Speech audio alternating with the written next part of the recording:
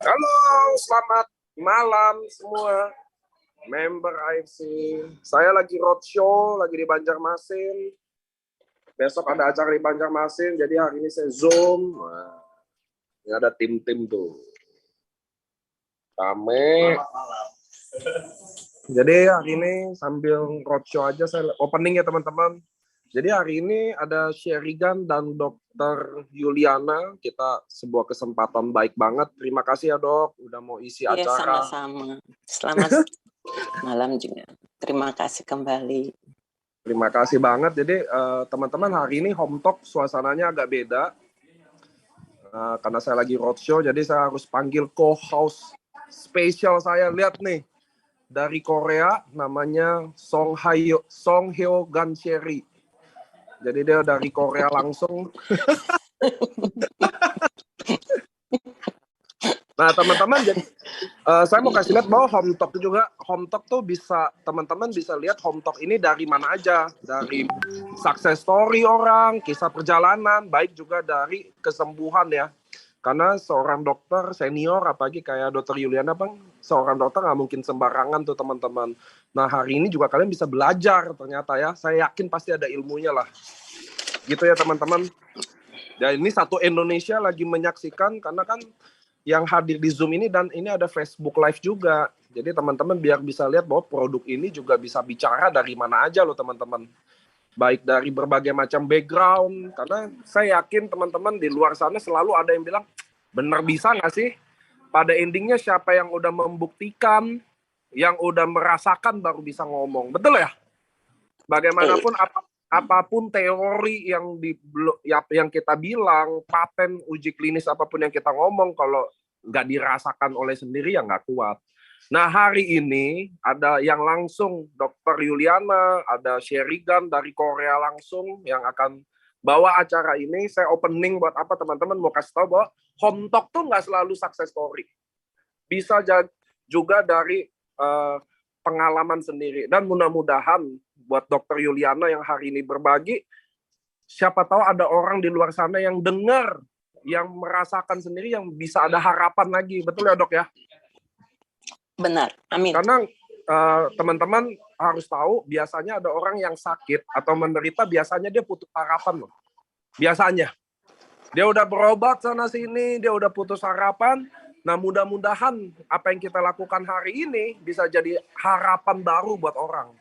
Gitu ya teman-teman ya. Jadi sebelum saya lempar ke host kita, Gansheri, dia dari Korea. Anda bisa lihat ya, dia datang langsung dari Korea, Song Hyo Sherigan namanya. Nah teman-teman, please buat kalian yang lagi acara nonton hari ini, kalau kalian bisa rekam atau apa, siapa tahu dari tangan kalian, dari info kalian, ada orang yang lagi putus harapan, bisa kembali ada harapan lagi. Dan saya yakin tujuan bisnis kita nggak selalu duit aja. Siapa tahu kita bisa bantu 1-2 kasus yang benar-benar bagi mereka nggak mungkin jadi mungkin. Gitu ya teman-teman ya. Saya akan balikin ke co-host. Sekali lagi saya mau terima kasih buat Dokter Yuliana udah berbagi hari ini. Sama. Saya yakin cerita dokter hari ini akan kemana-mana untuk menolong semua orang. Terima kasih ya dok. Makasih. Saya akan balikin ke Gansheri makasih juga. dari Korea. Halo, selamat malam semuanya. Malam. Malam, udah bersedia hadir malam ini. Sama-sama. Oke. Jadi hari ini malam ini kita akan cerita dengan cerita dari testimoni seorang dokter Yuliana Ciputra. Sesuai dengan temanya kita akan mendengar dengan mengenai gejala demensia dan juga ada stroke, GERD, juga ada hipertensi dan banyak yang lainnya. Jadi sebenarnya Dr. Yuliana ini sangat humble ya. Pertama itu saya udah Pak Miko udah bilang ke saya bahwa ayo kita ajak Dr. Yuliana untuk home talk di AFC. Jadi Dr. Yuliana mungkin kita zoom kecil-kecilan aja lah, share gitu ya, awalnya begitu. Jadi pelan-pelan kita ngomongin lagi dari waktu ke waktu dan dengan visi misi yang sangat mulia ya oleh Dr. Yuliana ini, maksudnya untuk berbagi untuk lebih banyak orang lagi di luar sana. Baru beliau setuju untuk berbagi dengan kita semua. Ini testimoni yang sangat luar biasa. Jadi saya mau bilang bahwa ini nggak ada ditambah-tambah atau dikurangi. Jadi nanti mungkin di sesi awal ini kita akan dengarkan Dr. Juliana itu cerita lebih panjang step by step. Karena kalau kita potong satu persatu, jadi ceritanya nggak komplit. Jadi awalnya kita dengerin dulu Dr. Juliana akan cerita awal gejala demensia itu bagaimana dan gejala yang lainnya. Jadi benar-benar nggak ada yang dikurangi dan ditambahin. Ini benar-benar hasil dari testimoni beliau. Nah, ini jadi sementara ini kita dengarkan Dr. Juliana itu perkenalan dulu dan juga suara saya agak kecil ya. Oke, sebentar. Oke, jadi hari ini kita akan dengerin Dr. Juliana cerita dan kita belum mengajukan pertanyaan-pertanyaan dahulu karena itu betul-betul butuh step by step bersambung ceritanya. Akan lebih detail. Jadi kita mohon lebih fokus dengernya, nanti baru setelah itu baru kita bertanya lagi lebih jauh pertanyaan-pertanyaan lain. Ya, Dok, boleh mulai dengan Oke. perkenalan dan awal gejala itu. Kasih, Dok. Sebelumnya, ini kedengaran nggak suara saya nih? Ya, dengar cukup jelas. Cukup jelas ya? Oke. Ya. Sebelumnya saya sudah dikenalkan nama saya rasa nggak usah diulang lagi. Tapi kalau umur saya mungkin belum banyak yang tahu. Saya tahun ini sudah 65, bahkan lebih. Umur saya sudah 65 tahun. Oke, terima kasih. Yang sudah jelas ya suaranya ya, oke. Nah, sebelum saya mulai sharing dengan pengalaman pribadi, ini pengalaman pribadi saya ya. Saya ingin tekankan satu hal. Apa? Bahwa kita untuk hidup sehat, kita tidak bisa mengabaikan pola hidup dan pola makan yang baik. Itu yang teman-teman harus ingat ya, bahwa kita jangan sampai istilahnya, alah aku pokoknya aku begini-gini, itu kan untuk nanti kalau orang yang udah tua, baru kalau aku masih muda, semaunya makan, semaunya hidup, itu yang akan dirasakan setelah umur mulai 30-40 tahun mulai muncul penyakit-penyakit yang ada. Karena itu, saya cuma tekankan jangan sampai teman-teman salah pengertian bahwa untuk mendapatkan hidup yang sehat, kita mulai dari muda. Sudah harus istilahnya pola makan dan pola hidup kita itu harus dijaga. Nah, ini yang tidak saya lakukan. Saya tidak lakukan ini karena saya itu praktek dari muda. Saya praktek dari lebih kurang jam siang ya, dari lebih kurang jam 1, pulang sampai rumah udah jam 12 malam, jam 1 malam. Akhirnya yang saya lakukan itu Senin sampai Sabtu. Akhirnya apa yang saya lakukan? Kalau ada waktu, saya tidak bisa lagi untuk berolahraga karena males. Akhirnya saya inginnya istirahat atau jalan-jalan. Jadi nggak ada waktu untuk olahraga dan sebagainya. Itu padahal itu salah satu faktor yang penting juga untuk membuat tubuh kita sehat. Maka itu janganlah kita lupakan pola makan dan pola hidup. Pola makan tentu yang kita perhatikan adalah kayak gizi makro, gizi mikro. Gizi makro pasti teman-teman sudah tahu, banyak yang sudah tahu, yaitu kayak karbohidrat, protein, dan lemak-lemak, tapi yang kita utamakan adalah yang tidak jenuh. Nah, untuk gizi mikro juga kita nggak boleh melupakan. Ya, itu apa? Seperti vitamin dan mineral, tapi juga kita jangan terlalu berlebih-lebihan ya. Nah, itu aja yang saya ingin tekankan sebelum saya sharingkan apa yang saya alami. Sebenarnya saya mengalami mulai gejala kepikunan itu di tahun 2010. Tahun 2010 itu saya awalnya hanya mulai merasakan agak sedikit aneh kalau saya bicara dengan seseorang atau untuk ingat sesuatu, saya mulai kok gampang lupa ya. Nah, awal-awal itu saya nggak memperhatikan. saya terus terang saya nggak terlalu memperhatikan, apalagi memang kesibukan saya yang padat ya. Saya pikir ya mungkin dengan usia saya udah 50-an, mungkin ya pasti ada degeneratif, kerusakan atau kemunduran dari otak. Ya wajar-wajar saja sih kalau sedikit-sedikit itu istilahnya lupa. Tapi di tahun 2011 yang membuat saya agak syok. Awal-awalnya saya begini, saya diundang oleh seorang rekan atau kenalan saya, seorang dokter kandungan. Dokter kandungan ini mengundang saya untuk ke sebuah acara. Nah, sebetulnya saya sangat segan sekali, tapi karena sudah 3 kali diundang, akhirnya saya sangat tidak enak. Oke, saya bilang oke dok, saya datang. Itu dalam suasana, kemudian di situ saya pun dalam keadaan ngobrol, bercanda. Ternyata saya diharuskan untuk lakukan tensi, pakai tensimeter digital yang ada kertasnya. Dia jadi setiap yang lakukan tensi itu pasti keluar struk kayak kertasnya itu. Waktu saya lihat struknya itu, kertasnya itu, saya kaget. Tekanan atas saya sistol 168, diastolnya 101. Saya kaget sekali. Kenapa? Saya tuh seingat saya nggak pernah hipertensi. Waktu saya muda malah saya cenderung ke hipo. Tekanan darah saya rendah. Makanya saya sampai nggak percaya, saya bilang, bisa diulang lagi, tolong diulang lagi untuk pemeriksaannya. Akhirnya dikasih ulang lagi, memang nggak beda jauh.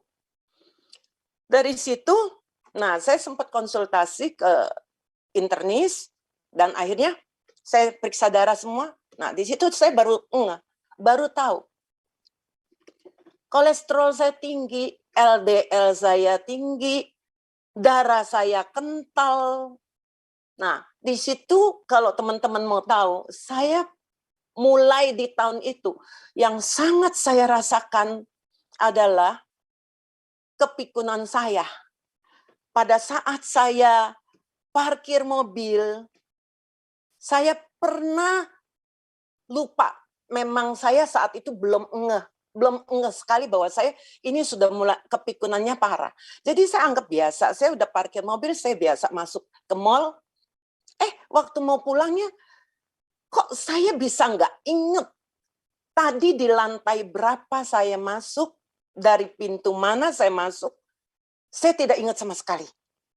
Nah ini yang menjadi sesuatu yang mengagetkan buat saya, karena istilahnya dari muda, seumur hidup mulai saya membawa mobil, saya nggak pernah mengandalkan supir, jadi saya segala sesuatu, saya harus pikir sendiri, parkir di mana, nggak bisa mengandalkan siapa-siapa. Jadi itu yang membuat saya aneh, kayaknya saya tadi pada saat saya masuk, saya masih berusaha, biasanya saya lewat, saya langsung ingat ini di lantai berapa, apalagi kalau lantai itu saya pernah sekali atau 2 kali, beberapa kali lebih-lebih, pasti saya ingat. Nah ini saya sama sekali nggak ingat. Padahal mall yang bukan baru, mall yang udah sering saya datangi, cuma memang waktu parkir kan nggak selalu di situ, nggak selalu di lantai itu.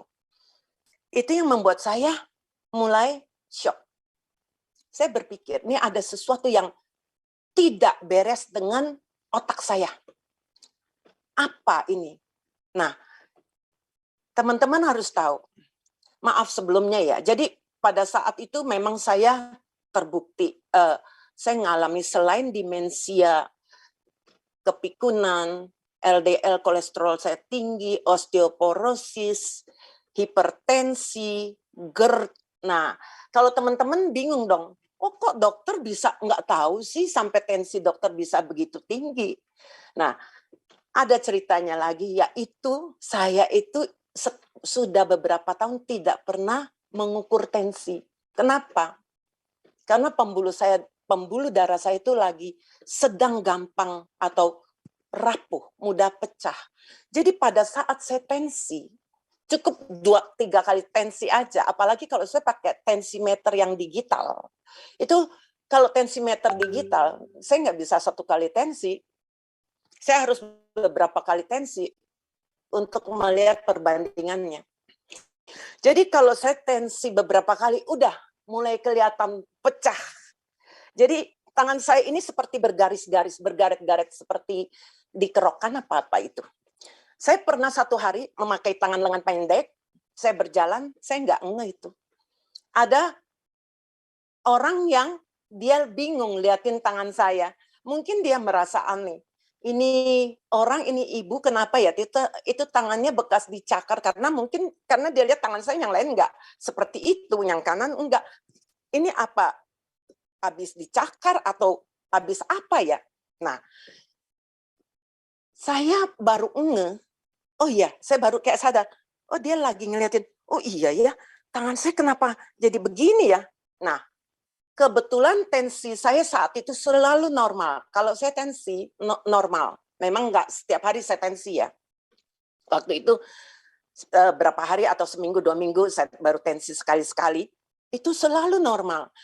Karena itu saya percaya diri, makanya saya tidak mau tensi lagi. Setelah sekian tahun, ternyata pada saat saya di acara ini, saya kaget. Ternyata kok mendadak tensi saya sedemikian tinggi. Ini yang membuat saya agak kaget juga. Nah, dengan pemeriksaan ini semua, ternyata pembuluh darah saya begitu gampang mudah rapuh, tensi saya tinggi, kolesterol tinggi, LDL tinggi, kemudian saya sering vertigo. Nah, salah satu yang sering muncul belakangan itu saat-saat parah itu, saya sering vertigo, terutama di tempat praktek. Saya praktek itu memang kan dari siang, dari jam 1-an sampai malam. Nah, sekitar sore, kalau saya udah praktek beberapa jam, mungkin saya agak capek dan saya selalu pakai masker. Mungkin itu juga mengurangi kadar oksigen saya. Nah, itu saya mendadak muncul vertigo. Kalau saya telat minum obat vertigo, saya udah telat sebentar aja, saya telat. Maka di dompet saya selalu harus ada yang namanya obat untuk vertigo. Kalau saya telat, saya udah nggak bisa praktek lagi, karena pasien itu saya harus batalin semua. Muter semua. Nah, inilah yang istilahnya, sebetulnya waktu itu saya nggak ngerti ya. Saya nggak ngeh bahwa vertigo itu juga salah satu tanda. Itu mengarah gejala ke stroke saya. Karena apa? Ternyata vertigo itu terjadi, untuk saya ya, vertigo itu terjadi karena memang penyebab vertigo itu banyak. Tapi untuk saya, vertigo itu terjadi karena aliran darah ke otak saya itu yang sangat tidak bagus. Karena buktinya sekarang, saya boleh dikata hampir tidak pernah vertigo. Nah, ini yang membuat saya waktu itu sempat jujur ada kekhawatiran, shock, stres. Kenapa? Pada saat saya menyadari bahwa saya itu mengalami demensia, di mana saya untuk bicara dengan seseorang, saya sebagian besar saya nggak bisa ingat apa sih sebenarnya yang dia bicarakan, saya nggak nangkep. Untuk istilahnya menghafal 1 ayat di Alkitab saya pun sudah sangat sulit. Untuk menyebut nama pasien yang baru saya baca di kartu status yang suster saya sudah siapkan, hanya beda 1-2 menit, saya lupa namanya. Itu pun bukan pasien baru, pasien lama. Padahal dulu pasien ini misalnya saya di luaran mendadak ketemu, saya bisa menyebut nama dia. Lah, ini baru 1-2 menit saya lihat di kartu status saya, dan 1-2 menit kemudian saya mau memanggil nama dia, saya nggak ingat. Pada saat seperti itu, saya bicara dengan anak saya yang dokter. Saya tanya, ini kayaknya saya demensia. Menurut kamu di dunia kedokteran, apa obatnya? Ada obatnya apa untuk demensia? Ini kelihatannya mami demensia seperti ini, apa obatnya? Dan dijawab oleh anak saya, nggak ada. Saya kaget betul-betul, tidak ada.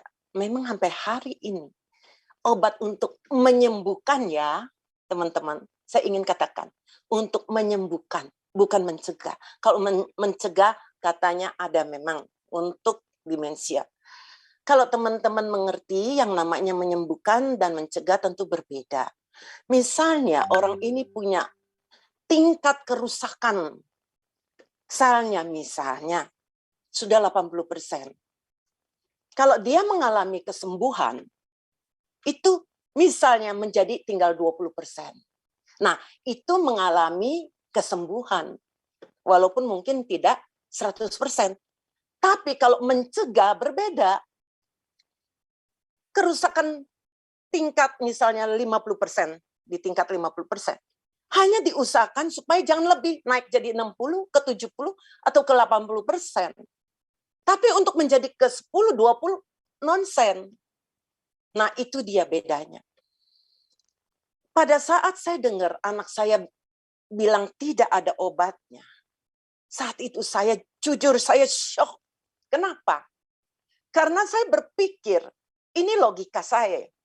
Kalau tidak ada obatnya, kalau hanya mencegah, belum tentu itu bisa. Belum tentu. Berarti kemungkinan saya pun akan semakin parah. Kalau semakin parah, apa yang akan terjadi? Saya sudah membayangkan untuk nama pasien yang baru saya lihat. Hanya beda 1-2 menit. Saya tidak bisa lagi menyebut. Apalagi semakin parah. Saya yakin kemungkinan besar nanti suatu saat saya nggak akan ingat siapapun, termasuk keluarga saya, anak saya. Itu yang jujur saya takut banget dan membuat saya stres. Nah, di sini saya ya nggak ada ya, karena seperti itu saya tidak tahu yang namanya suplemen waktu itu, saya tidak tahu. Saya tidak kenal, saya tidak.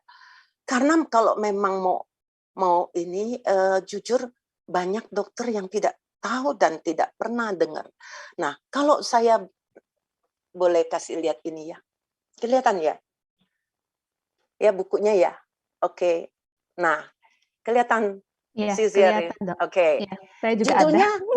Oke, udah beli Sisyari. What your doctor doesn't know about nutritional medicine may be killing you. Ini saya dikasih hadiah dari seorang rekan teman saya.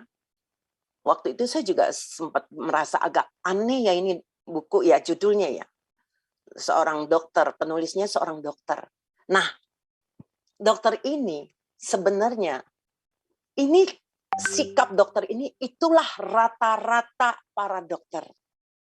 Tidak pernah percaya yang namanya nutritional supplementation. Nah, di sini mungkin saya ingin tekankan sedikit ya. Bahwa buat saya memang SOP UTSU itu mungkin izinnya itu di BPOM itu bukan sebagai suplemen, tapi sebagai makanan, ya. Tapi pengertian saya bahwa yang namanya suplemen itu adalah tambahan di luar makanan kita yang sehari-hari. Jadi tambahan yang bisa memberikan apa? Membantu untuk kesehatan kita. Nah, buat saya SOP UTSU ini adalah tambahan juga, suplemen juga. Walaupun untuk istilah BPOM bukan di situ, tapi ini adalah tambahan, nutrisi. Jadi pengertian saya adalah nutrisi tambahan ya. Nah, jadi teman-teman tahu apa yang Dr. Ray ceritakan di bukunya. Nanti teman-teman bisa beli, yang penasaran boleh beli itu. Di sini Dr. Ray ini dia bercerita bahwa dia itu seorang dokter yang sangat tidak percaya dengan yang namanya nutritional supplementation. Itu suplemen. Setiap pasien yang datang yang selalu minta advice dia mengenai kalau mau minum seperti ini, dok, saya boleh nggak minum nih, misalnya vitamin atau mineral, dia selalu berkata, itu lu cuma buang-buang uang, percuma, lu cuma membuat urin lu lebih mahal saja. Nah, kenapa dokter Ray berkata, memang untuk dokter istilahnya graduating physician itu hanya mungkin tidak lebih dari 6% yang pernah istilahnya dapat formal training in nutrition, itu tidak lebih dari 6%. Jadi sebagian besar itu tidak mengerti. Tidak mengerti. Ini kata Dr. Ray ya, bukan kata saya ya, sorry ya. Baca di bukunya Dr. Ray. Nah, makanya Dr. Ray akui bahwa dia sendiri juga tidak pernah mengenal atau tidak pernah mengerti mengenai nutritional supplementation ini. Maka dia selalu berkata, tidak ada gunanya. Selalu berkata, tidak ada gunanya. Nah, Dr. Ray sendiri, kalau tidak mengalami secara pribadi, dia tidak akan mungkin bisa percaya. Ini terjadi dengan istrinya. Istrinya itu mengalami penyakit namanya fibromialgia. Fibromialgia ini adalah memang penyakit yang istilahnya seumur hidup. Dr. Ray bukan nggak tahu, dan dia harus membawa istrinya berobat ke spesialis untuk menangani fibromialgianya. Otomatis dikasih obat, terus makan terus. Tapi semakin lama,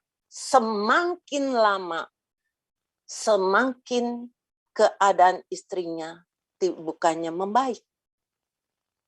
Bahkan timbul lagi penyakit lain. Bahkan istrinya pernah sampai mengalami namanya radang paru atau pneumonia akut yang parah. Setelah itu juga dia mengalami yang namanya alergi, ya, asma. Semua penyakit yang makin timbul pasti akan diberi lagi obat, tambahan obat. Apa yang terjadi? Dr. Ray melihat dengan matanya sendiri. Ternyata semakin hari istrinya semakin parah, bahkan sampai tidak bisa bangun dari ranjang, hanya mampu bangun 2 jam. Itu dalam keadaan siapa? Istrinya ini masih muda, bukan sudah nenek-nenek yang sudah 70 tahun. Anaknya pun masih kecil-kecil. Ini yang membuat Dr. Ray merasa, jujurnya, merasa putus asa. Padahal istrinya menikah dengan Dr. Ray mengharapkan kesehatan dia semakin membaik karena punya suami dokter. Ternyata Dr. Ray tidak bisa mengatasi problem kesehatan istrinya. Karena itu Dr. Ray sempat putus asa. Tidak tahu lagi apa yang harus dia lakukan buat istrinya. Dia sudah kemana-mana juga. Konsul ke beberapa dokter. Sampai suatu hari, datanglah seorang teman keluarganya yang bercerita kepada istrinya bahwa suaminya juga mengalami yang namanya pneumonia. Nah, penyakit yang sama yang diderita oleh istri Dr. Ray. Karena itu teman dari keluarganya ini tanya, mau nggak kamu coba deh, mau nggak kamu coba dengan ini nutrisi. Ternyata istrinya tahu banget kelakuan suaminya ini yang selalu mengatakan tidak ada guna. Kalian itu cuma istilahnya cuma dibohong-bohongin aja. Saya mengerti sekali loh. Belum lama, kira-kira mungkin bulan kemarin ya, berapa minggu yang lalu.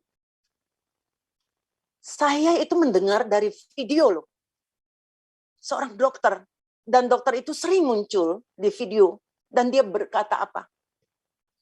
Tidak ada gunanya, istilahnya tidak ada gunanya kalau kalian tuh makan makanan begini tuh suplemen tidak ada gunanya. Jadi saya mengerti ya, kenapa? Seperti Dokter Ray katakan, dia tidak pernah memberikan sedikit pun waktu untuk mengevaluasi hasil studi secara ilmiah loh. Semua istilahnya nilai suplementasi bagi kesehatan. Jadi mereka menganggap pokoknya begitu baca ini Allah sudah menjudge negatif. Sayangnya itu. Nah, untungnya saya tidak sampai separah itu.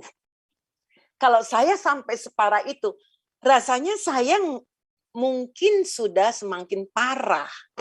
Ya, keadaan saya sudah semakin parah. Jadi pada saat saya tahu keadaan saya seperti ini, awalnya saya terpaksa harus minum obat. Terpaksa.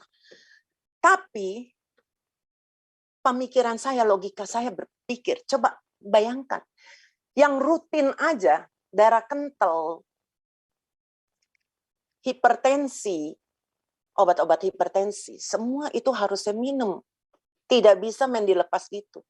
Bahkan kayak obat hipertensi, banyak yang karena tidak bisa merubah pola makan, pola hidup, yang tadinya misalnya dia minum kandesartan sileksetil yang minim dosis paling kecilnya 8, nanti mungkin nggak tahu setahun atau berapa naik menjadi 2 kali lipat. Nah, ini yang bisa terjadi kalau dia tidak bisa merubah pola makan dan pola hidup. Saya ini termasuk orang yang bukan mempunyai bisa merubah pola makan dan pola hidup saya dengan baik. Saya terus terang, tidak. Kalau saya bisa punya pola makan dan pola hidup yang baik, saya nggak mungkin punya penyakit yang demikian banyak. Jadi, cuma waktu itu saya berpikir, kalau saya minum obat demikian banyak selama bertahun-tahun, bagaimana risiko dengan ginjal dan liver saya? Nah, inilah yang kenapa yang membuat saya sampai berpikir, kalau ada alternatif lain yang bisa membantu ya, teman-teman saya tekankan sekali lagi, membantu. Jangan teman-teman berpikir seperti gini loh. Jangan teman-teman berpikir, oh jadi ini ternyata Suba bisa untuk pasien hipertensi loh. Wah, kita tidak usah makan obat hipertensinya, kita makan Suba aja. Tidak bisa seperti itu. Teman-teman harus terkontrol. Dalam arti, untuk obat, teman-teman tidak bisa sembarangan menghentikan obat. Itu yang saya lakukan dulu. Nah, hari ini hampir boleh dikata saya tidak minum obat-obat kimia anorganik. Yang saya maksud kimia anorganik itu obat-obatan dari dokter. Karena obat itu rata-rata sintetis, tidak organik. Ini yang saya tahu, segala sesuatu yang sifatnya yang sintetis tidak dipakai jangka panjang tidak akan baik sebenarnya buat ginjal liver kita. Maka kenapa saya memungkinkan. Nah, ini sebenarnya saya juga sebetulnya dalam keadaan dipepet istilahnya.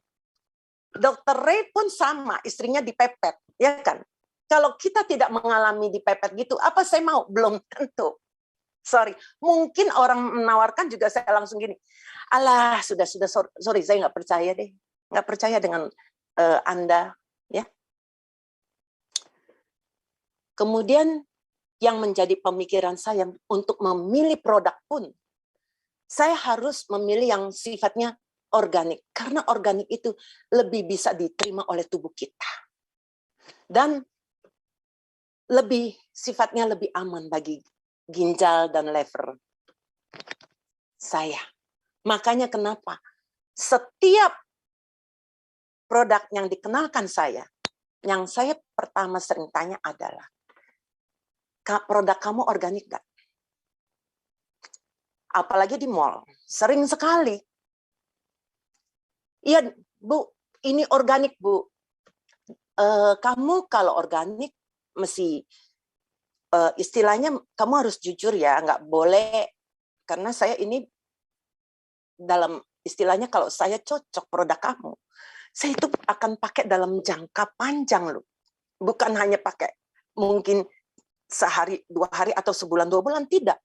Kalau saya lihat itu produk memang masuk di akal dan bisa, ternyata saya cocok, kemungkinan saya akan minum dalam jangka panjang. Apa yang terjadi kalau ternyata itu juga tidak organik? Karena itu, saya tanya, punya sertifikat organiknya enggak? Nah, ini dia. Tidak punya. Tidak punya.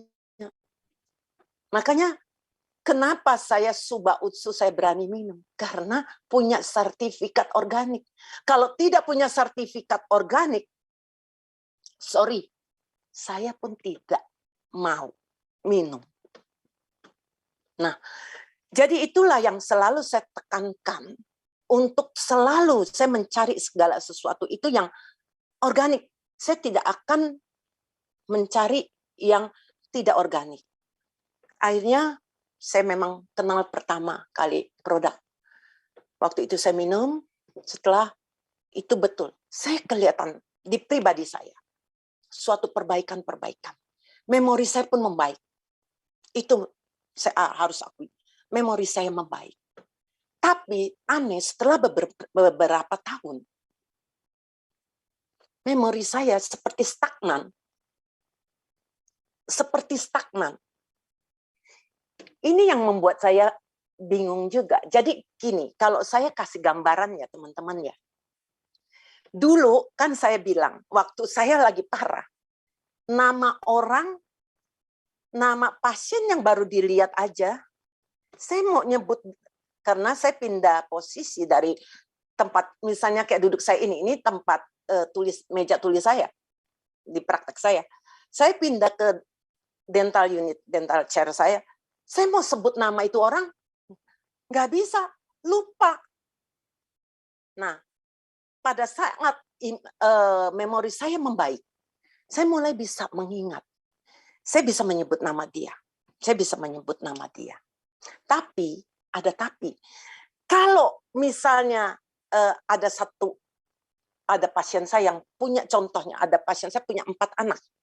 Itu mereka dari kecil, dari umur berapa, 5-6 tahun mereka sudah datang berobat. Mamanya selalu bawa 4 anak.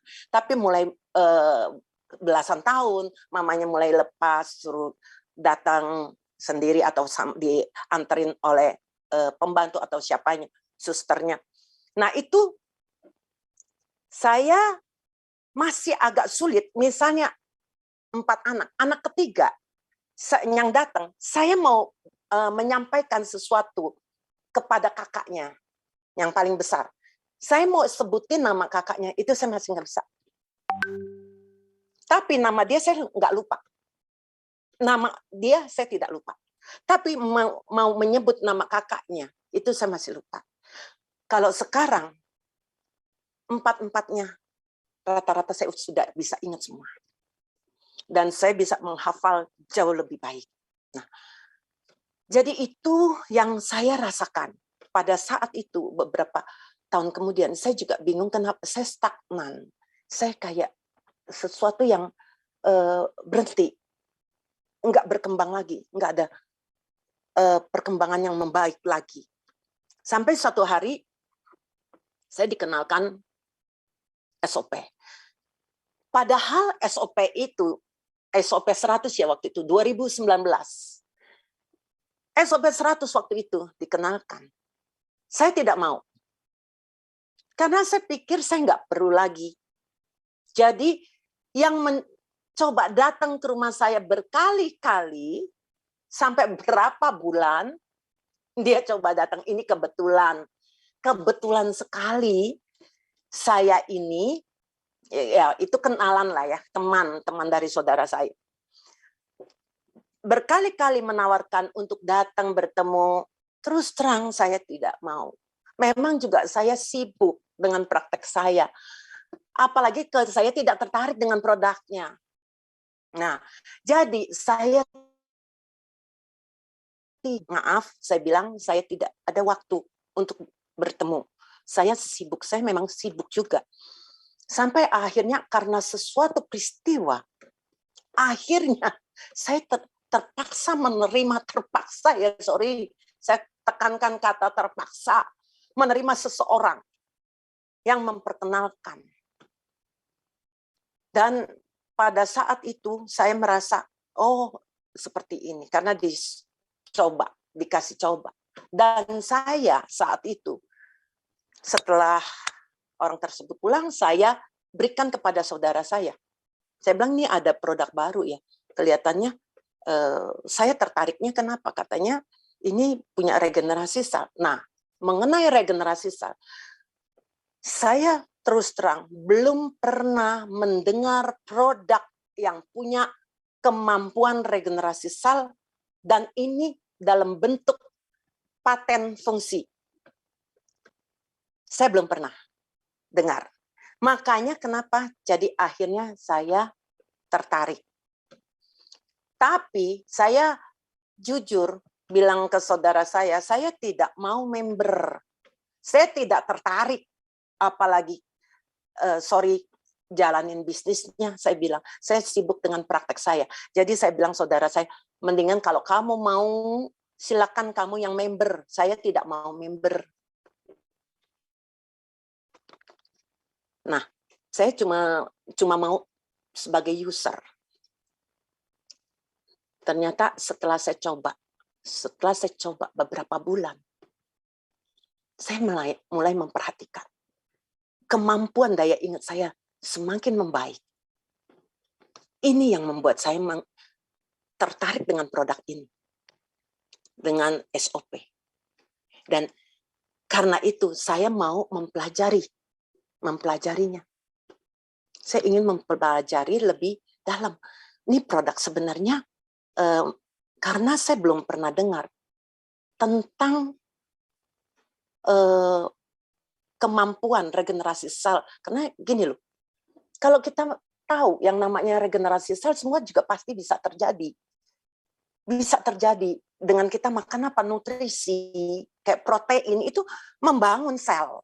Dan perlu juga tentu multivitamin, multimineral, dan sebagainya. Nutrisi yang lengkap, yang baik, itu pasti juga membangun. Tapi teman-teman harus ingat satu hal. Saya ambil contoh ya, ini mengenai penelitian yang dilakukan di Washington University. Mereka sedang lakukan penelitian terhadap atau NK cell. Kenapa? Karena NK cell ini ternyata punya keistimewaan. Kalau teman-teman mau tahu, saya nih dokter, saya hampir belum pernah dengar NK cell. Pernah, tapi bukan dari kuliah atau apa ya, dari luaran seperti itu. Itu pun hanya sepintas. Ternyata bukan saya saja. Banyak sekali dokter-dokter yang juga mungkin hanya mendengar nama NK cell. Mungkin sekarang ini istilahnya semakin populer.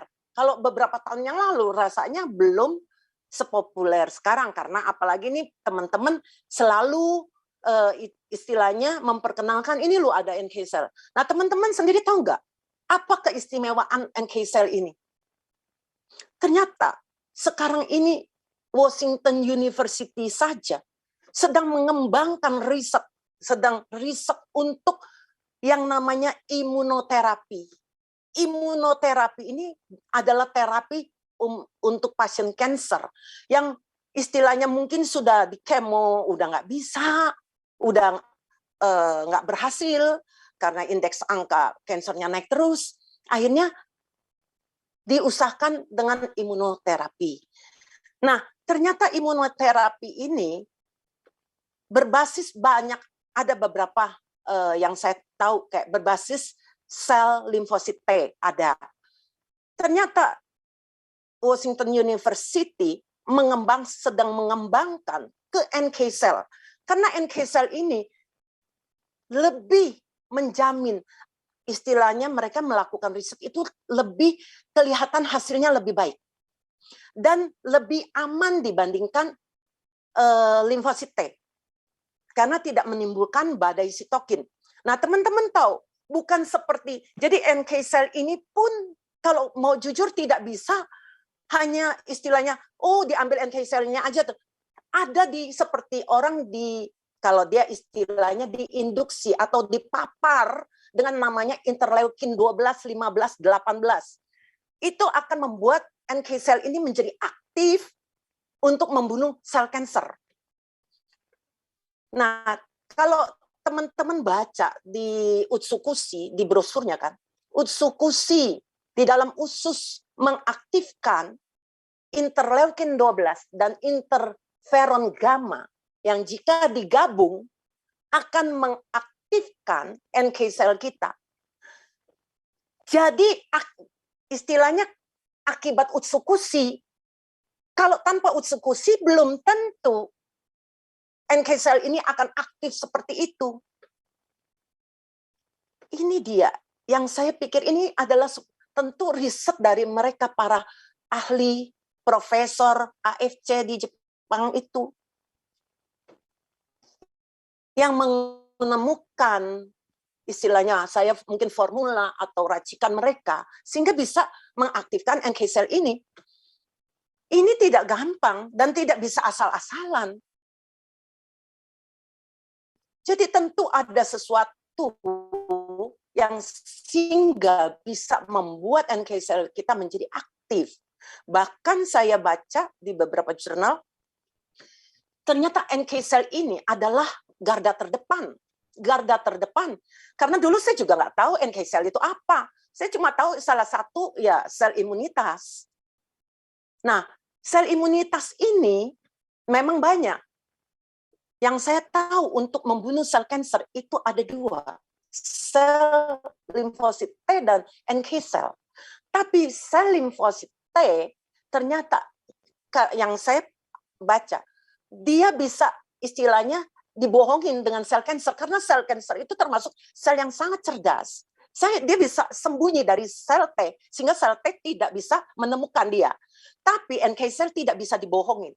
NK cell bisa menemukan sel kanker tadi. Kalau saya lihat seperti itu, wah ini sel luar biasa sekali. Ini yang semakin menarik saya. Ini yang membuat saya semakin tertarik sekali. Jadi, kenapa saya jadi kepengen istilahnya saya begitu kepengen sharing untuk ke teman-teman saya. Tadinya saya bukan apa-apa, mungkin saya termasuk. Sebenarnya kalau teman-teman lihat saya, sepertinya saya ini orang yang ekstrovert ya. Sebetulnya saya itu introvert.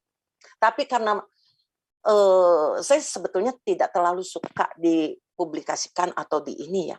Tapi karena Mrs. Sherry ini selalu sudah berkali-kali berkata kepada saya, Dok, mungkin dokter bisa sharing karena ini bisa memberkati. Tadinya saya cuma pikir untuk share ke teman-teman grup-grup aja yang dekat-dekat atau kenalan saya aja. Tapi saya nggak ingin secara luas ya. Tapi ya karena saya pikir seperti itu Sherry katakan, oke lah, saya cobalah ya dengan maaf dengan banyak kekurangan saya karena jujurnya saya tuh cuma dokter gigi, bukan dokter umum yang jauh pengetahuan mereka jauh melebihi saya. Nah, ini yang saya ingin sharingkan apa yang saya rasakan dan apa yang istilahnya yang saya tahu. Nah, jadi itulah yang membuat saya itu tertarik. Ternyata tidak banyak dokter yang sudah tahu tentang NK cell. Saya pun baru tahu belakangan.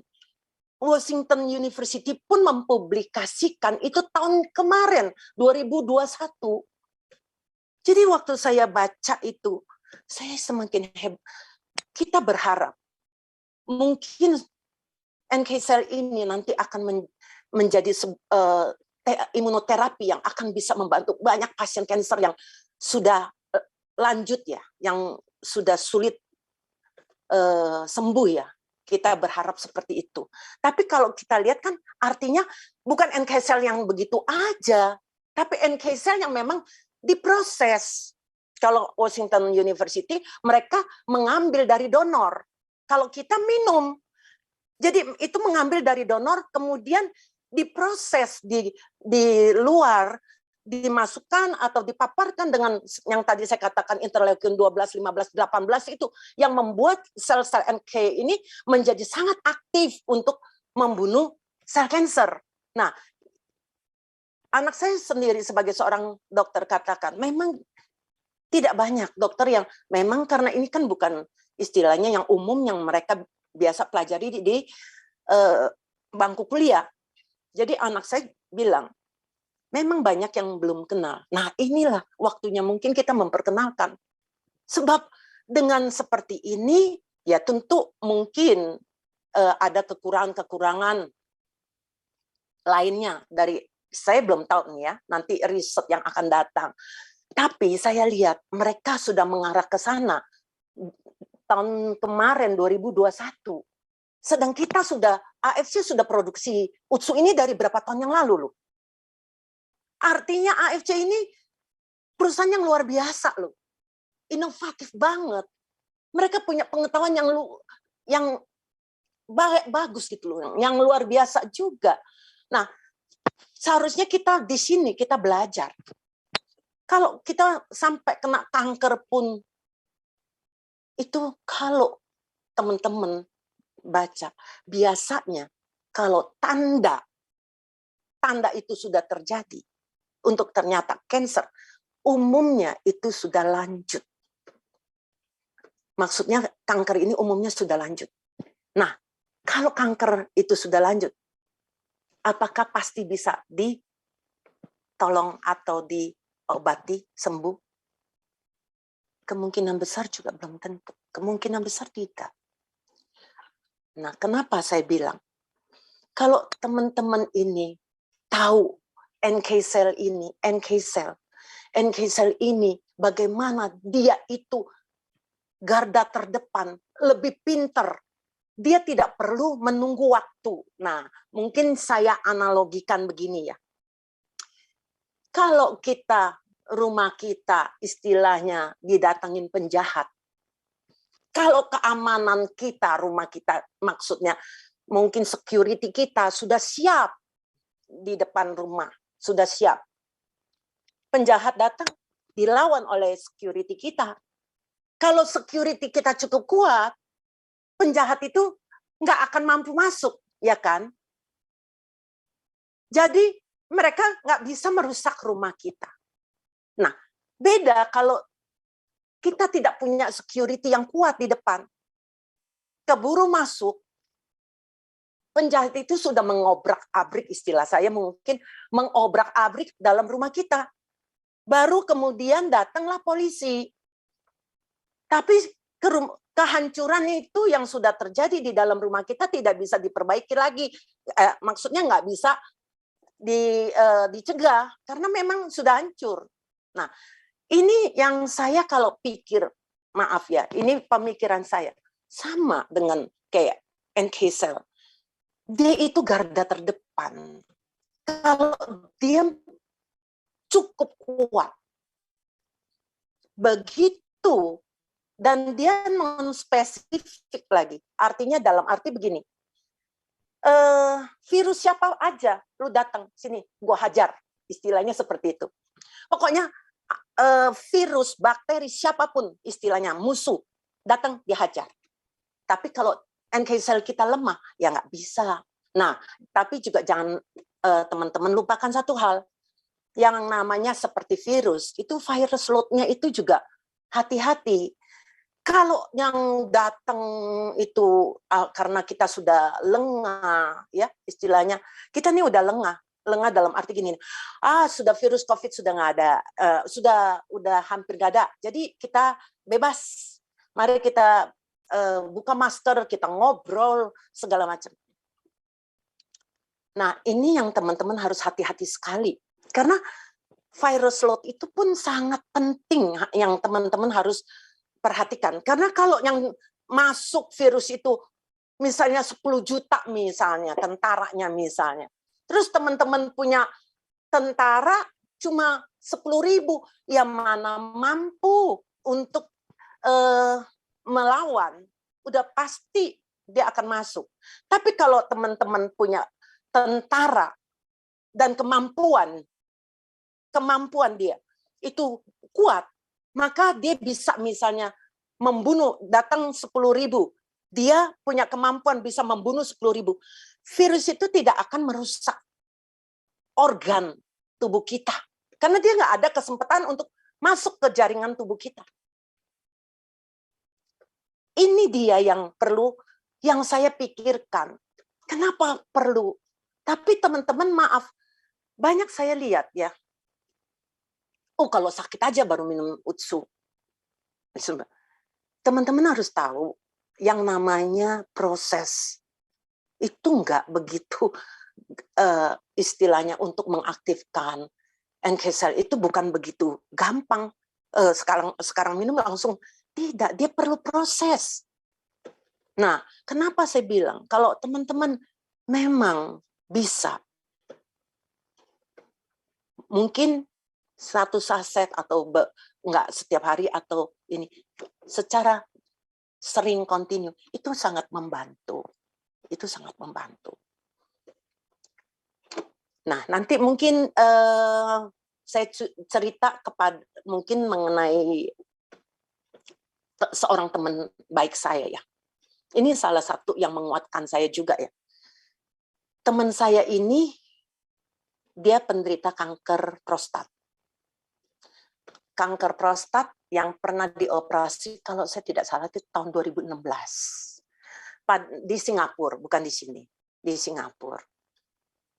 Nah, pada saat dia selesai dioperasi, beberapa bulan kemudian dia dikontrol oleh dokter Singapura, dicek PSA-nya, ternyata PSA-nya yang batas, Singapura punya batas dengan Indonesia berbeda ya. Singapura batasnya itu 1. Kalau Indonesia batasnya 4. Nilai angka dia sudah 1,9 sekian. Ini yang membuat dokternya sempat kaget. Dan teman saya disuruh lakukan yang namanya PET scan. PET scan ini untuk melihat apakah kemungkinan sudah ada metastase dari sel kanker ini ke bagian organ tubuh lainnya. Ternyata belum, atau tidak ada. Akhirnya disuruhlah teman saya ini lakukan yang namanya suntik hormon setiap 6 bulan sekali. Jadi teman saya mulai lakukan suntik hormon setiap 6 bulan plus suntik NK cell. Nah ini teman-teman ingat, NK cell. Jadi teman-teman ingat ya, NK cell teman saya ini suntik NK cell ke China. Kalau dirupiahkan 2 terapi itu lebih kurang, ternyata dirupiahin lebih kurang itu hampir 200 juta, hampir 200 juta. Nah teman saya harus lakukan setiap setengah tahun sekali. Jadi setiap setengah tahun dia harus lakukan. Pada awal 2020, teman saya ini cari anak saya untuk lakukan namanya live blood analysis. Ini adalah pemeriksaan darah yang memang tidak bisa untuk mendiagnosis, tapi hanya untuk screening awal. Nah, anak saya melihat ada tanda-tanda peradangan dekat sekitar liver. Akhirnya anak saya bertanya, Om ini kenapa? Ini kenapa ada tanda peradangan? Nah, teman saya baru bercerita bahwa dia baru berapa bulan ini, mungkin kalau nggak salah 2 bulan atau berapa itu, operasi yang namanya empedu.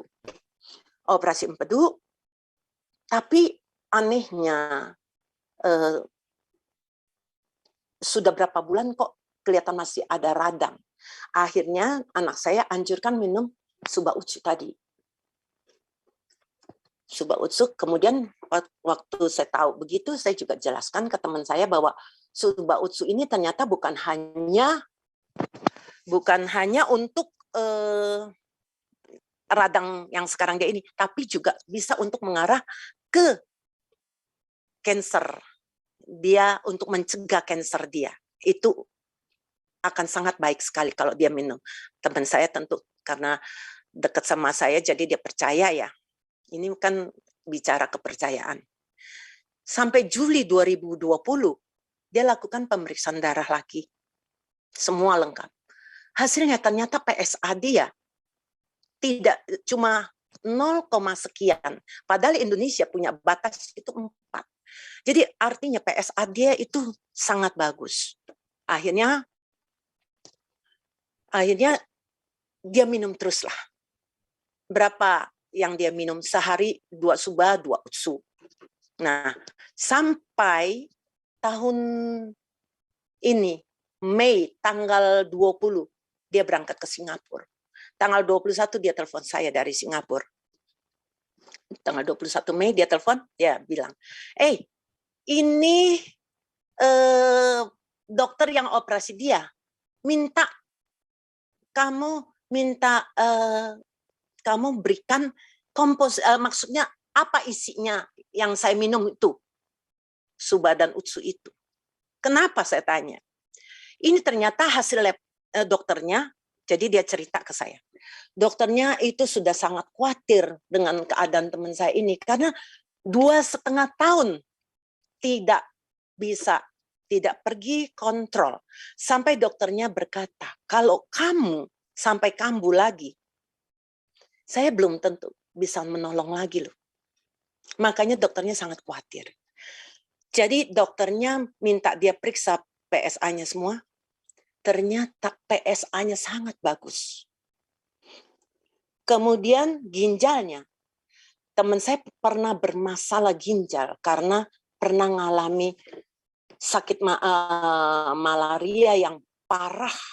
Akhirnya dikasih obat, dan akhirnya obat dosis tinggi, akhirnya kehantam ke ginjal dan liver dia. Makanya dokter Singapura ini berkata, ternyata ginjal kamu pun bagus, stabil. Berarti yang kamu minum selama 2,5 tahun ini sifatnya aman buat kamu. Tidak. Nah, jadi dokter Singapura ini mengakui bahwa Suba dan Utsu yang diminum oleh teman saya selama 2,5 tahun, sehari 2 Suba, 2 Utsu, ternyata tidak membahayakan ginjalnya. Tetap membuat dia sehat. Nah, jadi itu yang saya katakan. Ini salah satu juga semakin menguatkan saya bahwa ternyata dokter Singapura itu pun mengakui, dan dokter itu sampai hari ini hanya suruh kontrol aja nanti 1,5 tahun, tapi cukup minum Suba dan Utsu saja, tidak yang lain, tidak suntik hormon juga.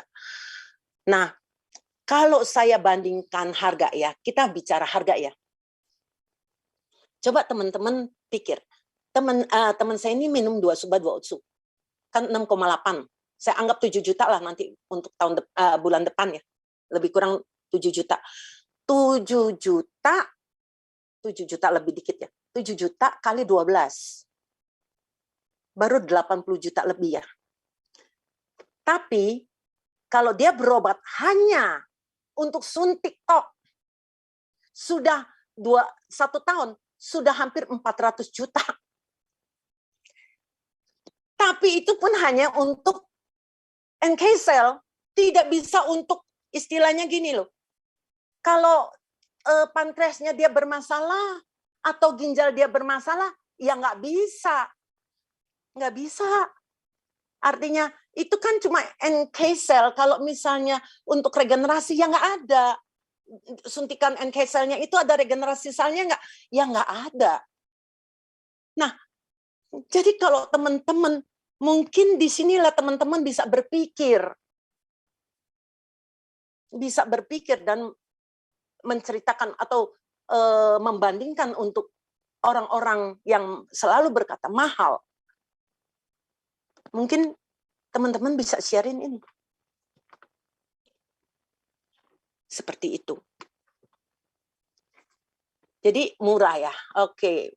Ternyata murah banget ya katanya. Iya iyalah. Kalau kita mikir, coba teman saya malah sekarang ya, kulit mukanya kelihatan, jujur dia hampir 70 tahun ya. Beda berapa tahun dari saya. Dia juga kelihatan seger. Kelihatan energi. Bahkan waktu sempat dia cerita, dia pergi naik mobil satu dengan saudaranya, itu kena COVID, dia ya nggak kena COVID.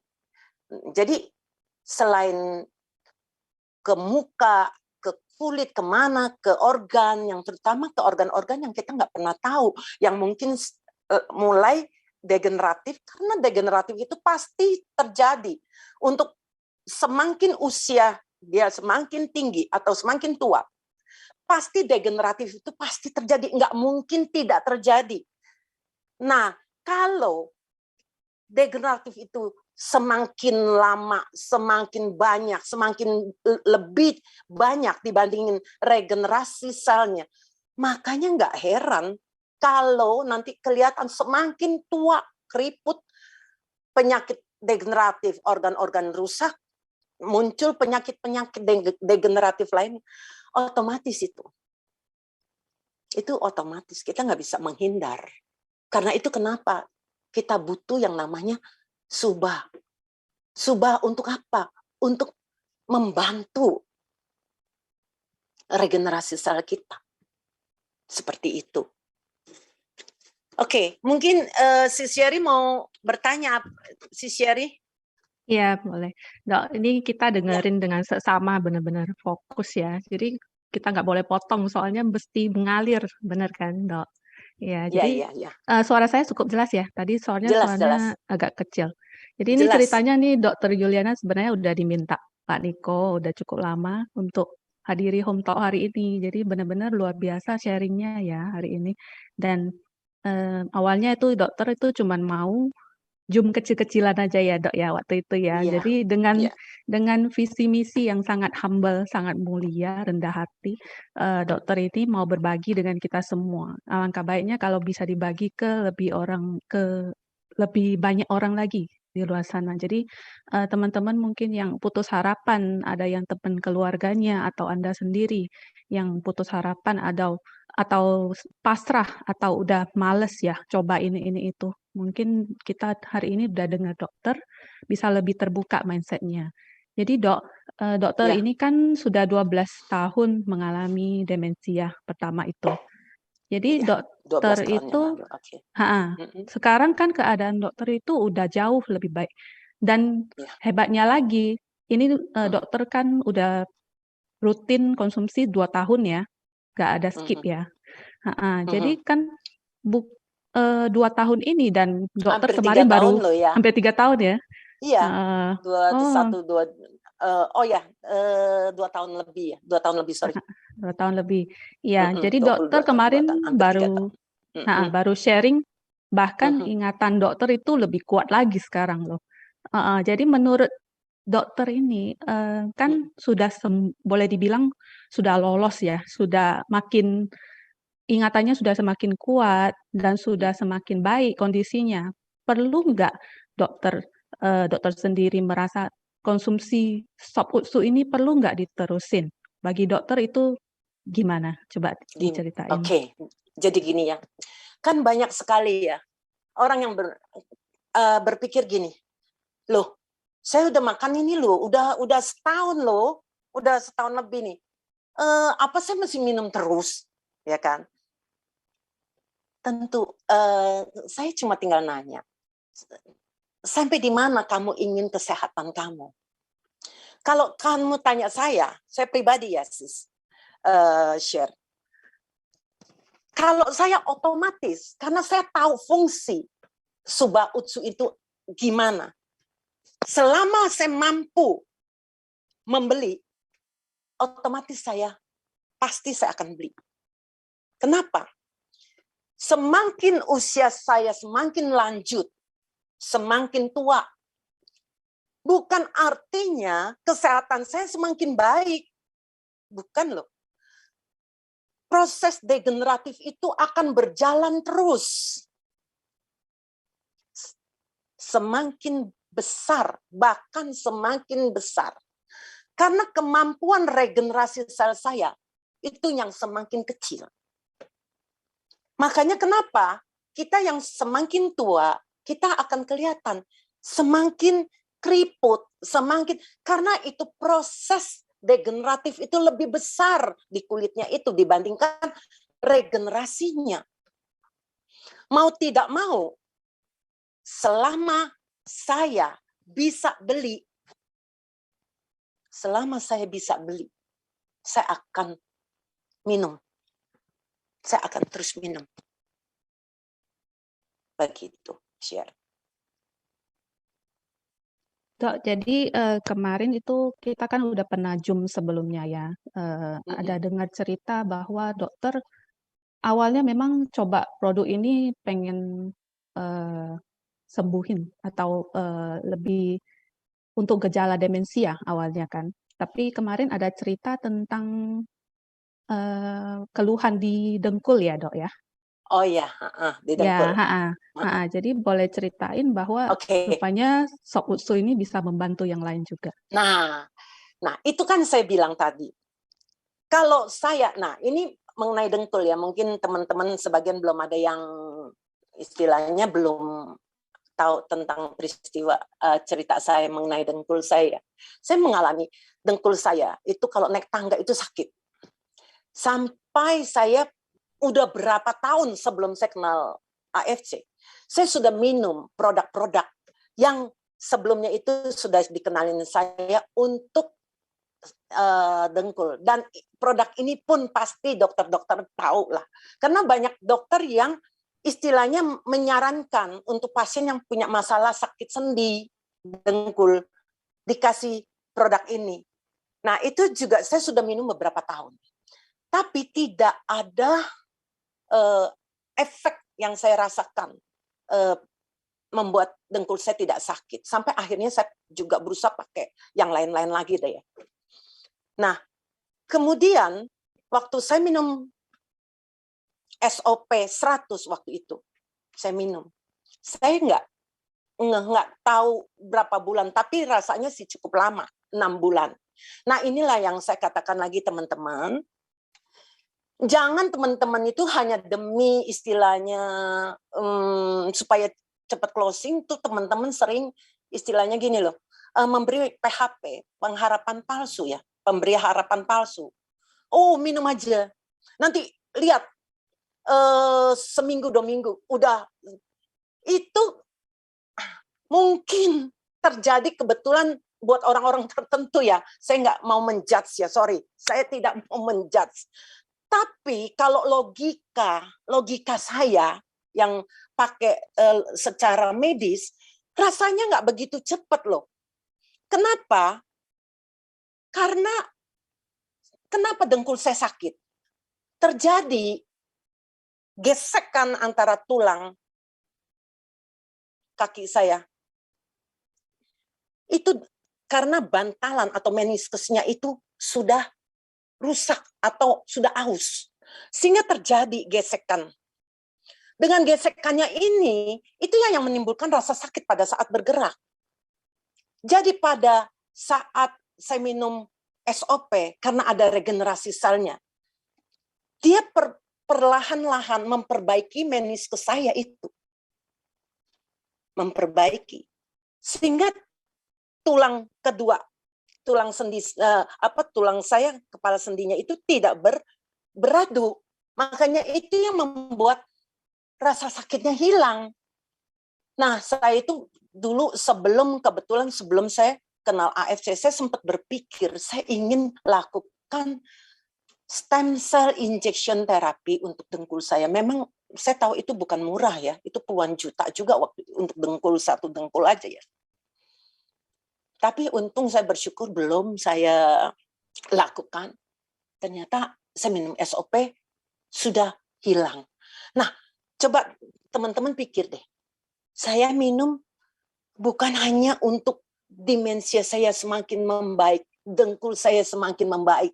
Coba, udah berapa keuntungan yang saya dapat.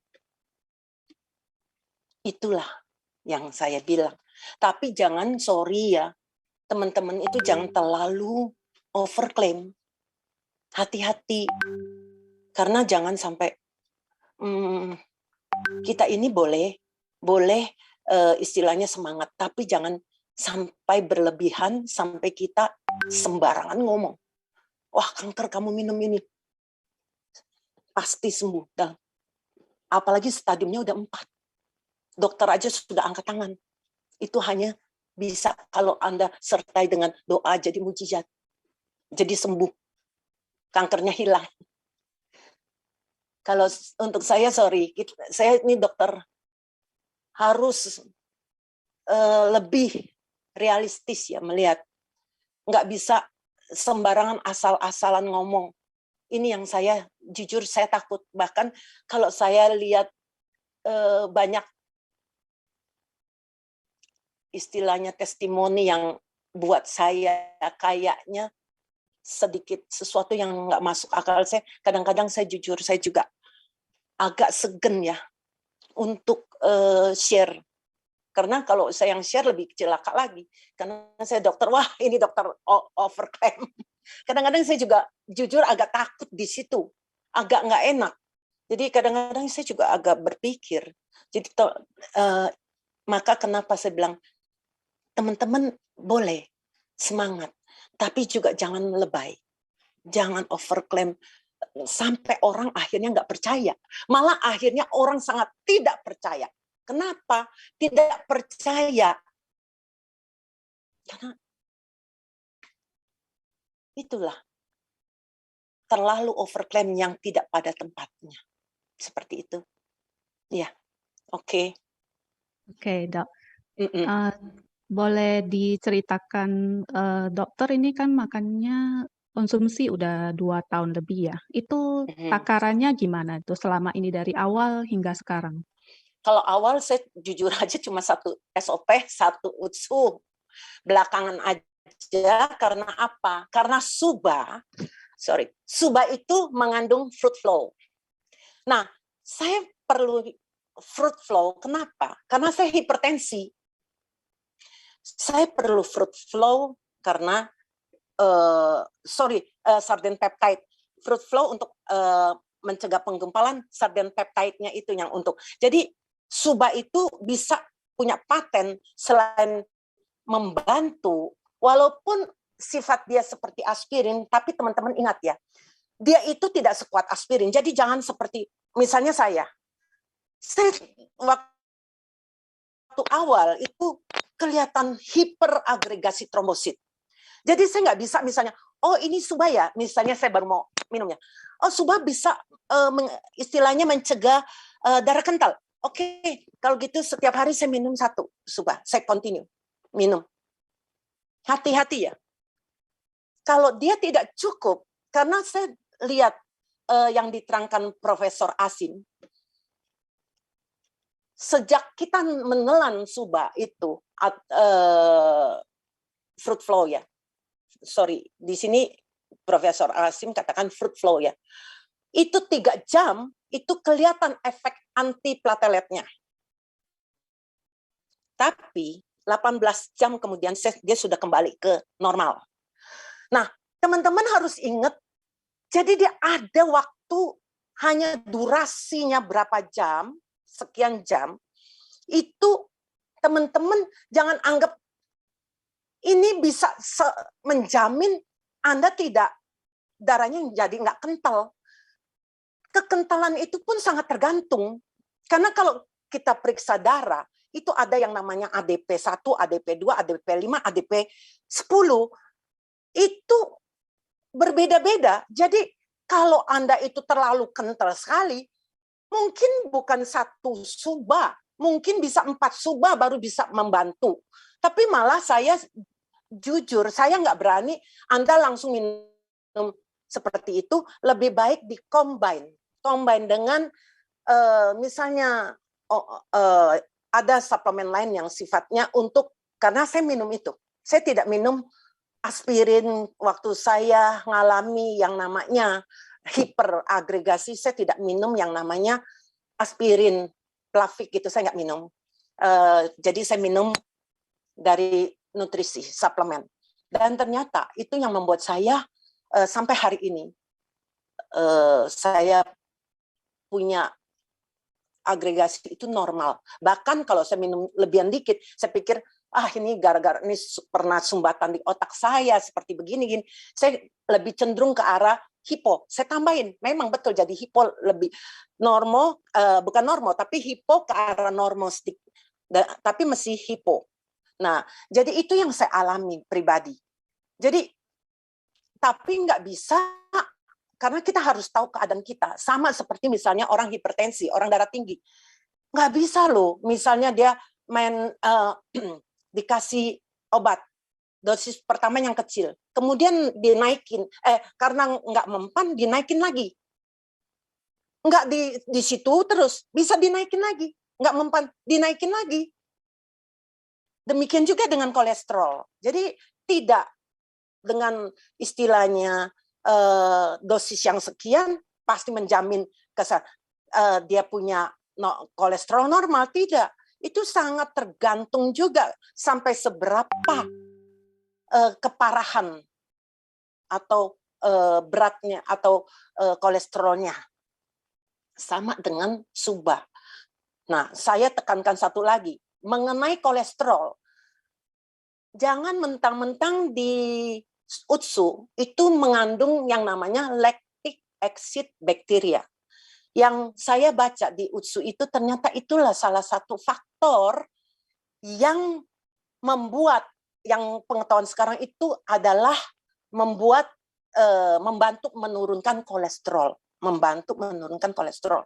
Terus jangan teman-teman berpikir gini nih, yang kolesterolnya udah tinggi apalagi. Kalau gitu saya minum UTSU aja, nggak usah minum obat kolesterol. Wah, ternyata kolesterolnya tinggi lagi. LDL-nya mungkin 100, misalnya kolesterolnya 250 atau 300. Dia minum 1 UTSU. Waduh, itu mah gawat. Itu bisa berbahaya. Ya. Jadi hati-hati. Ya, hati-hati sekali. Jangan berpikir hanya mendengar, oh ini salah satu bisa menurunkan kolesterol, tidak lagi artinya tidak memperhatikan takaran yang cukup. Terus stop obat. Itu yang tidak boleh sembarangan. Oke? Oke, share? Oke, Dok. Ada lagi? Jadi, boleh. Ada itu kalau beda orang demensia, gejala demensia dengan orang yang contohnya nggak perhatian. Ada kan dikirain ini gampang lupa, gampang nggak perhatian, itu, saya kena gejala demensia. Itu apa bedanya, Dok? Bisa lebih detail? Jadi sebenarnya gini, sebetulnya ada orang yang acuh, nggak ada perhatian. Dia bukan demensia. Contohnya paling gampangnya, anak saya persis sebelum pandemi di bulan Maret, pertengahan Maret itu saya mulai tutup praktek. Diumumkan saya mulai tutup praktek. Sebelum itu, mungkin di awal Maret atau ini saya masih keluar. Itu saya nyetir mobil. Anak saya ini jalan. Anak saya 2 orang jalan. Dia jalan duluan. Dia jalan ya udah. Saya Pulangnya anak muda, mungkin kakinya lebih cepat ya. Dia jalan dulu lagi. Jalan dulu, saya pikir dia udah ngerti ke tempat parkiran. Saya tinggal ikutin. Ternyata saya lihat dia mengambil arah yang salah. Anak saya yakin belum pikun. Berarti mereka terlalu menganggap remeh. Menganggap, di sini loh. Padahal mereka nggak ada perhatian. Cuma kira-kira kayaknya di sini letak. Tidak ada perhatian. Bukannya mereka pikun. Gitu. Jadi sebenarnya kalau yang namanya demensia itu ya memang kayak saya itu karena penyumbatan. Kebetulan waktu saya mulai merasakan gejalanya, saya mulai jujur sempat stres karena saya membayangkan. Terus jadi makanya kenapa saya berusaha. Oh ya, jangan ada orang gini, wah kalau gitu jangan kayak dokter Yuliana tuh. Nggak perlu tahu kita nanti jadi stres kayak dokter Yuliana. Dia sudah bisa membayangkan apa yang bakal terjadi nanti kemudian hari. Makanya dia stres. Ini salah. Ini saya udah dengar berapa kali loh pasien mau periksa darah. Mendingan saya nggak periksa. Kenapa? Daripada nanti saya stres, mendingan saya nggak tahu. Waduh, ini gawat ini. Kenapa? Orang seperti ini yang menganggap nggak perlu tahu-tahu dia stroke.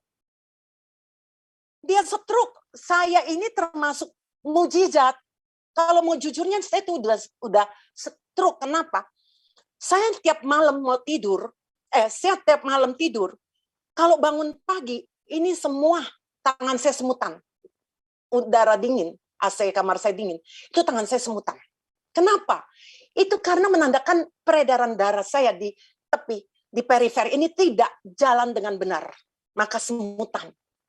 Nah, kemudian vertigo itu pun salah satu. Karena jalan darah ke otak saya tidak lancar. Ada sumbatan. Itu tanda-tanda yang bisa mengarah ke stroke. Tapi sekarang saya bersyukur, saya tidur dingin-dingin juga nggak apa-apa. Malah saya di ujung sini saya jarang pakai apa. Dulu saya pakai sampai minta tolong beliin sarung tangan. Sarung tangan padahal mestinya sarung tangan kulit ya. Tapi saya yang orang kayak buat naik motor. Tapi saya nggak biasa ya. Jadi saya sampai cari apa sarung tangan pengantin. Saya pakai itu supaya jangan terlalu dingin, supaya nggak semutan kalau bangun. Nah, oke, share. Jadi itu yang saya mungkin ada pertanyaan lagi, mungkin ada pertanyaan apa yang sharing? Itu kalau mengenai takaran ya, kan disarankan itu bagi orang yang sudah rutin konsumsi obat hipertensi, diabetes dan sebagainya. Menurut dokter itu takaran itu baiknya gimana tuh menurut dokter? Takaran ya. Kalau takaran itu memang relatif ya. Kalau dia sehat-sehat, badannya kecil, rasanya 1 utsu atau 1 suba itu udah cukup ya kalau badannya. Lah kalau kayak saya ini beratnya 72 kilo. Tinggi saya 170. Kayaknya kalau 1 suba, 1 utsu memang agak-agak kurang ya. Jadi mestinya 2 kali. Tapi lucunya waktu saya awal minum 1 SOP 100 selama berapa bulan, itu juga tetap berasa loh hasilnya di dengkul kanan saya. Itu luar biasa juga, saya pikir luar biasa juga. Karena rutin ya dok, tidak pernah skip ya? Ya, saya setiap hari saya usahakan minum. Oke. Dokter mungkin bisa ceritain singkat mengenai orang yang rutin atau enggak itu bedanya apa gitu? Oh, nah kalau gitu ini kebetulan terjadi kepada orang dekat saya. Tahun 2021, bulan Juni, Juli. Itu kena COVID. Saat itu kan COVID Delta. Nah, bagaimana saya melihat orang yang rutin, enggak rutin sih sebetulnya, 1 keluarga, suami, istri, dan anak. Tapi saya ya nggak rutin sekali ya, tapi suka minum lah. Nah, pada saat kena COVID, itu kan selalu satu kamar. Jadi satu kamar selama berhari-hari. Itu ya pasti virusnya itu udah boleh bilang sudah merata. Sudah merata kan. Nah, coba bayangkan saat yang tidak minum itu sampai mengalami saturasi oksigennya sudah di bawah 90, sudah sesek, dan akhirnya harus dirawat di rumah sakit. Bayangkan, itu rumah sakit sedang penuh-penuhnya. Tidak ada yang gratis. Mau tidak mau harus masuk rumah sakit, berbayar. Dan bukannya murah, ratusan juta habis. Karena paru-parunya waktu di rongsen itu banyak sekali, hampir putih semua. Walaupun hanya karena orangnya masih sadar, saya bilang, hantam tetap. Memang saat itu saya cuma bisa sambil doa, saya berharap untuk subah utsunya terus dihantam. Yaitu subah, saya kasih memang melebihi dari kantor. Karena badannya besar. Beratnya lebih dari 100 kilo. Mau tidak mau saya harus suruh lebih. Nah, di sini saya lihat perbedaannya. Istri dan anak. Anaknya begitu cepat. Padahal anaknya sampai anosmia juga ngalami. Tapi saya lihat bagaimana perbedaan. Orang yang minum walaupun mungkin nggak setiap hari. Itu lebih mempunyai daya tahan tubuh dibandingkan yang tidak. Bayangkan cuma kena COVID ratusan juta biayanya untuk masuk rumah sakit. Coba kalau jadiin subah utsu bisa berapa tahun ya minumnya? Nah di sini saya pada saat keluar dari rumah sakit tetap saya pesankan jangan lupa subah hantam lebih banyak terus berapa bulan. Dan ternyata baru beberapa bulan yang lalu di rongsen paru-parunya itu bersih. Yang saya khawatirkan adalah terjadinya long COVID. Saya khawatirkan saat itu terjadinya long COVID, tapi saya bersyukur kalau ternyata tidak terjadi. Makanya kenapa saya lebihin? Karena saya tahu kerusakan paru-parunya yang udah demikian parah. Dia perlu regenerasi sel yang kuat. Ternyata hasilnya memang baik. Itu. Misyar. Itu perbedaannya. Ya. Iya. Dok, kan tadi mungkin sudah diceritain selain demensia banyak banget keluhan dokter yang sudah boleh dibilang terobati ya gitu. Boleh diceritain kembali apa aja itu kembali. Jadi kita bisa mengingat dokter. Maksudnya nih, apa aja selain demensia? Ada gejala apa lagi? Jadi kita pembuluh bisa darah dengerin. pembuluh darah saya. Nah ini sekarang saya kan pakai tensimeter digital. Sekarang alat tensi saya bukan 1. Tahu nggak ada berapa? 3. Saya tensi. Nggak, karena saya pakai tangan panjang jadi nggak bisa kasih lihat ya. Hampir setiap hari saya tensi. Nggak ada garis merah-merahnya. Itu pembuluh darah itu pun sangat penting loh. Karena apa? Kalau dia terjadi arteriosklerosis, terjadi pengerasan, itu pecah di otak, terjadi lagi stroke hemorrhagic. Nah, karena itu jangan main-main. Saya cuma bersyukur ya, pembuluh darah saya sekarang jauh lebih kuat, jadi pada saat saya tensi berkali-kali tidak sampai muncul pecah-pecahnya, itu udah enggak. Kemudian GERD saya juga sudah lebih jauh membaik. Dulu setiap saya makan, asam lambung saya bisa naik sampai ke hidung. Pernah sampai, aduh. Nah, seperti itu. Saya bersyukur berapa tahun. Sekarang ini nggak sampai seperti itu. Nggak. Sangat jarang, tapi juga nggak keluar asam yang mengerikan seperti itu. Nggak. Oke? Oke. Dok, Oh ya, vertigo kan tadi udah sempat saya bilang juga kan, vertigo iya, juga vertigo. boleh Ini ya. hari ini saya baru dengar ya kalau orang vertigo itu kira-kira itu gejalanya mungkin aja pembuluh darah itu nggak lancar ya, itu sesuatu, jadi mesti dicek tuh benar-benar ya. Vertigo banyak, penyebabnya banyak. Jadi salah satu kelainan keseimbangan juga. Saya punya, justru kalau saya masih kecil itu kelainan keseimbangan. Jadi waktu saya vertigo, saya nggak memperhatikan, saya nggak berpikir itu adanya sumbatan. Justru setelah mulai saya baru mengeh, oh ini ternyata vertigo saya. Karena setelah saya peredaran darah saya lancar, semua membaik, vertigo saya hilang. Nah, jadi saya di situ mengerti bahwa saya itu bukan karena kelainan keseimbangan saya yang kambuh, tapi adanya sumbatan. Dan sumbatan di otak saya itu semakin membaik, itu yang membuat memori saya mulai membaik.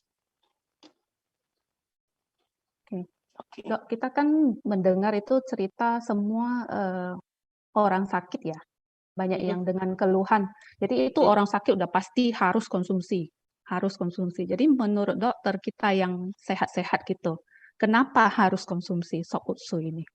Oke. Kenapa kita mesti konsumsi? Terutama kalau yang sudah istilahnya sudah mulai di atas 40 ya.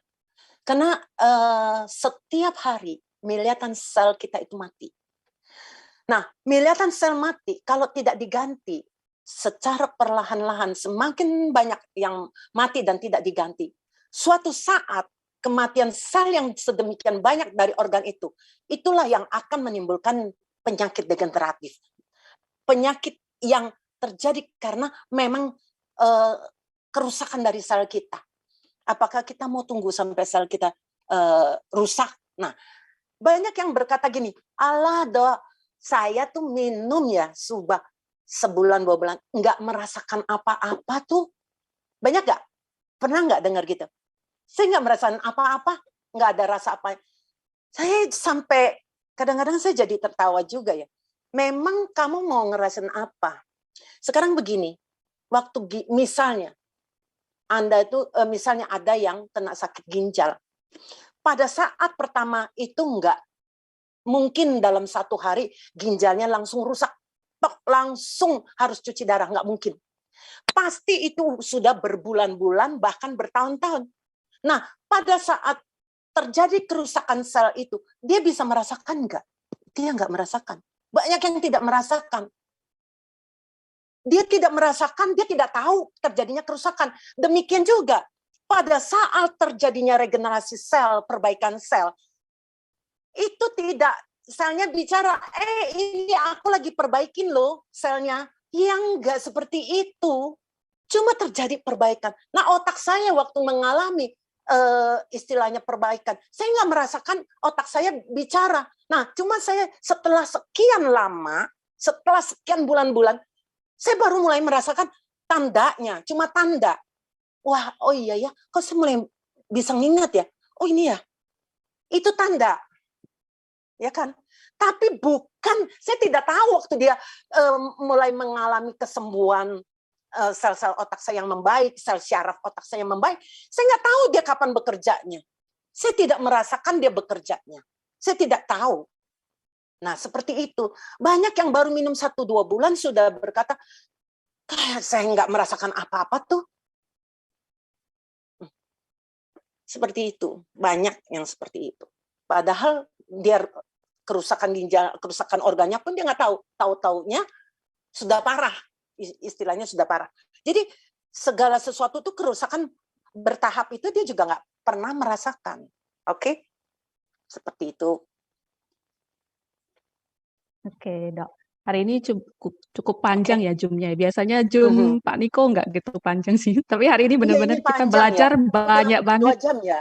Oke. Iya, ya nggak terasa. Mungkin ada satu yang ingin saya ini lagi sampaikan biar teman-teman bisa ingat ya. Kalau dibilang mahal nih, soal mahal nih. Waduh, subah utsu mahal sih, begitu gini-gini. Sekarang teman-teman coba ajak berpikir ya, berpikir secara realistis ya. Kalau saya bilang gini loh, kalau kamu minum rutin, nih memang kita nggak bisa maksain orang yang nggak mampu beli, terus kita maksain dia, ya nggak mungkin juga ya. Tapi kalau orang itu dia mampu beli, tapi pelit, ya maaf aja. Karena ada yang saya lihat seperti itu. Sudah kena COVID, baru umur 40-an, untuk beli Suba Utsu aja begitu sayang, akhirnya meninggal. Itu kan lebih istilahnya ya ampun. Gini. Nah, coba teman-teman bicara seperti gini. Kalau Anda mampu, kecuali nggak mampu, saya juga nggak bisa bilangnya. Kalau Anda mampu, Anda punya uang banyak, apa salahnya Anda invest di kesehatan? Dalam arti begini loh, mungkin cuma minum satu Suba, satu Utsu misalnya. Saya bilang, itu kalau Anda rutin minum, itu bisa memperpanjang usia Anda loh. Loh, kok dokter bisa ngomong begitu sih? Emang dokter Tuhan yang tahu. Saya lagi bicara bukan masalah ini ya, maaf ya. Saya bukan bicara masalah nasib. Karena kalau takdir itu di tangan Tuhan. Saya lagi bicara dari segi medis. Begini, kalau Anda ini makan Suba Utsu secara teratur, kemudian organ-organ Anda menjadi sehat, tidak jadi kena sakit, misalnya nggak jadi pankreas Anda tidak jadi rusak, ginjal Anda tidak jadi rusak. Kalau Anda berpikir secara realistis, orang yang ginjalnya rusak, pankreasnya rusak, jantungnya rusak, apakah bisa umurnya lebih panjang dibandingin kalau dia sehat? Ya nggak mungkin kan? Pasti orang yang sehat itu yang umurnya lebih panjang. Saya ngomong apa adanya loh. Benar nggak, share? Jadi kalau dia sehat, pasti dia lebih panjang. Kecuali mendadak dia ditabrak mobil, mati. Itu saya nggak bisa ngomong. Tapi kalau dari segi medis, dibandingin kalau dia kena kencing manis berat, kena sakit jantung, kena sakit ginjal parah, ya pasti umurnya nggak mungkin sepanjang kalau dia sehat. Itu maksud saya. Padahal orang sampai berani mengeluarkan, misalnya kalau kena kanker, berapa M, asal bisa sembuh. Dia berani keluarin. Ya kan? Berapa M dia berani keluarin. Tapi ini untuk invest kesehatan kita. Untuk beli tas yang mahal, mereka berani. Ratusan juta berani. Tapi untuk invest kesehatan belum tentu. Ada yang belum tentu berani. Wah itu sih, saya bilang itu, sorry ya, rugi buat diri dia. Itu. Belum lagi yang namanya anti-aging. Kalau kita lihat Utsu. Bagaimana orang sampai harus suntik DNA salmon untuk supaya wajahnya itu kelihatan jadi lebih muda, ya kan? Terus biayanya berapa? Bukan main itu. Nah, kalau kita minum Utsu, selain membuat, walaupun tentu tidak secepat orang suntik, ya kan? Tapi tentu ada perbaikan. Bagaimana dengan kulitnya, bagaimana dengan bukan hanya kulit, tapi imun dia jauh lebih baik, lebih tahan, supaya tahan terhadap penyakit, terhadap sel kanker, bagaimana NK sel dia semakin mampu membunuh, begitu ada sel kanker, dia langsung bisa membunuh, jadi belum terjadi kanker. Itu kan banyak sekali keuntungannya. Ya, oke. Masih ada? Dok. Dok, Oke. ada kata-kata penutupan nggak untuk Zoom malam ini? Gitu ya, kalau kata-kata saya cuma bilang, mungkin teman-teman bisa belajar di sini. Kita bersyukur di perusahaan AFC. Karena sampai hari ini jujur, ada perusahaan-perusahaan yang meniru-niru seperti AFC. Tapi kalau kita mau jujur, kita tentu harus melihat produknya itu bagaimana, quality controlnya gimana, ya kan? Itu nggak gampang untuk menghasilkan produk yang luar biasa, yang artinya begitu baik. Itu nggak gampang.